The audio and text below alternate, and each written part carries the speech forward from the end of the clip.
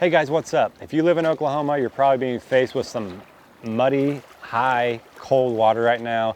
Not the best recipe for catching fish, at least in my opinion, the way I like to fish. So with that being said, I wanted to show you kind of what I do as far as my planning before I get to the lake. Google Earth, your mapping as far on your topo maps, Navionics, waypointing, how you can kind of find some hidden spot that you didn't know about. You just kind of prepare yourself when you get to the lake to kind of know, have a little bit of a game plan. Obviously things change in fishing, you got to adjust. As weekend anglers, we don't have a lot of time, so we don't have that practice day like the pros do. So when we get out there, we want to kind of capitalize and really just start fishing. So with this kind of building a plan before you get to the lake, at least you have somewhere to start to build your pattern off of. So that being said, let's jump into it and I'll show you kind of what I look for before I get to the lake. All right guys, so the first thing I want to show you is Google Earth. This lake right here is Skytook Lake. I picked it because it's kind of a local lake that I fish from time to time, but it also was in a drought for, I'd say a few years ago. It went like 18 or 20 foot low or something like that, and now it's full today, or pretty close to it. It's probably filling up this winter actually. So first thing I like to do is I open up Google Earth and I search Skytook and it takes me here. So I'm looking at this little creek arm right here, and if I zoom down into it, you can kind of see that it's obviously full. You can see a little bit of this old road that went across here, which is kind of cool. But if we hit this little timestamp up here, this little jumps back in time, so bump that down, and then I hit this button to go down, and this actually takes you back in time, I guess, to, let's see, get all the way back to March of 2015. So now obviously this looks quite a bit different. So if you go over here and zoom down in here, I mean, this whole backside of this creek, you can see the bottom. It was completely empty. You can see the actual creek lines where the actual creeks run into this bigger creek. And then so what I like to do here is kind of, this gives you the opportunity to kind of see what's below you as far as where you're fishing. And I fished this spot a few times. It's okay, I guess. But there is some just kind of things I wanted to point out as far as what you can do. So say let's pick this rock pile right here, or is rock, I guess, not rock pile, this rock right here.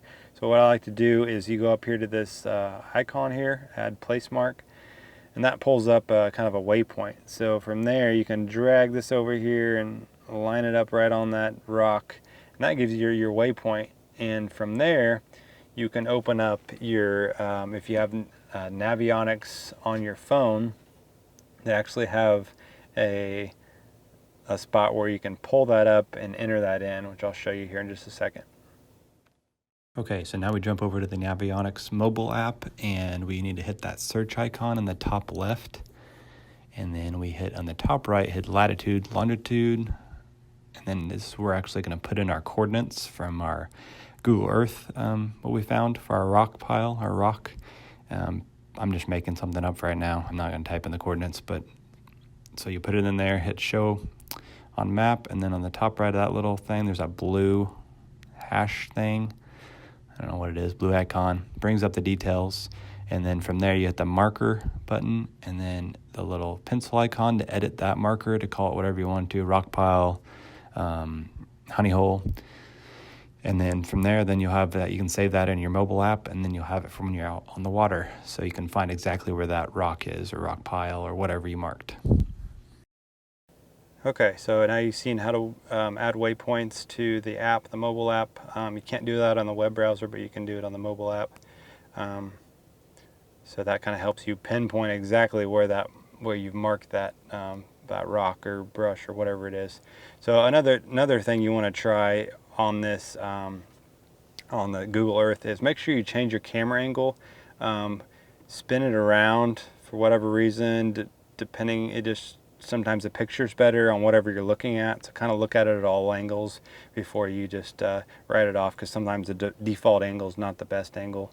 On the Navionics web browser, make sure when you get on it that you go down here to this bottom little corner, and you click on sonar charts. That's going to give you a lot more detail on what you're looking at.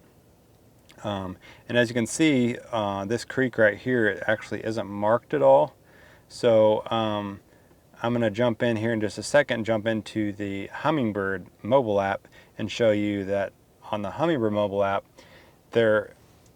you have to buy the lake that you want to look at. You can't just look at all the lakes. You have to pick the ones you want. They're not all on there, but SkyTook is. And if you get on there, their mobile app actually shows you the topo map of this whole creek and a lot of others on this lake that the Navionics mobile and web app don't show. So we'll jump into that in a second. But another thing, jump back to Google Earth, is we'll probably get up to date on this. Actually, we'll go here and look. Another thing you want to look at is, so you zoom way out. This looks like when the lake was probably flooded, obviously, is the water.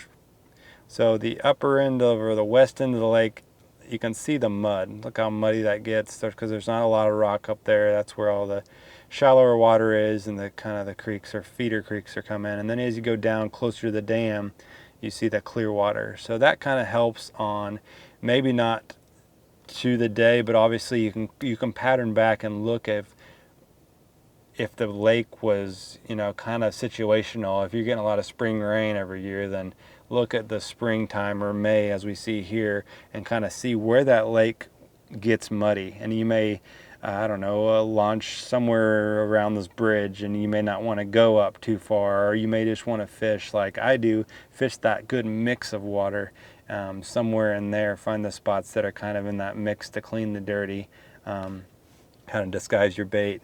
Or if you're, a clear water fisherman, then obviously stay down here on this end, or if you think you can handle the muddiest water, then go that way. But it's just kind of a cool little trick. And sometimes you can either zoom down so much that you can actually see, like going through this bridge, you can see the mud that kind of goes through there. So if you look close, you can really see kind of where that water pushes around this island right here. And maybe it's just my screen, but it looks like the mud kind of flows down here, and this kind of backside of the island here is clear. So just little details like that you can pull out. We're going to jump into the Humminbird app and kind of show you the detail it shows in this creek here.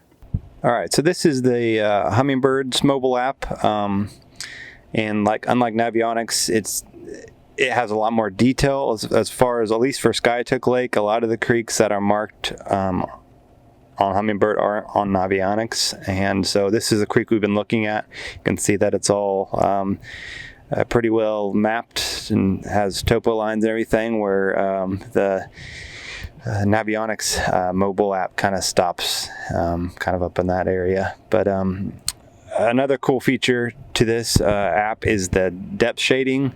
I'll click into the settings here, and you can see that I have mine set on 15 foot, and then the range is 2 feet, so that's above 15 foot and below 15 foot, so 17 and 13. So we'll click back to our map, kind of show you that green highlighted area to kind of understand what you're looking for, what it's showing. So this green, I'll zoom on this point. This point here is actually a pretty good one that touches the channel, it looks like. So you can see the highlighted area is 13, all the way up 13, and then all the way up to 15. So you can kind of target certain areas on the lake. So if you are establishing a pattern where you're catching them in 15 foot of water, then you may put this setting on where you can just kind of find all those key areas throughout the lake in 15 foot, so you're not wasting any time. You can jump around and really get to those places fast. So another area you can look at if you want to find what lakes are available is go under state, and then you can kind of scroll through and see what lakes are available in your area. Guys, thanks for watching. Remember to subscribe if you're not already, and if you could, smash that like button. That would really help me out, and catch you on the next one.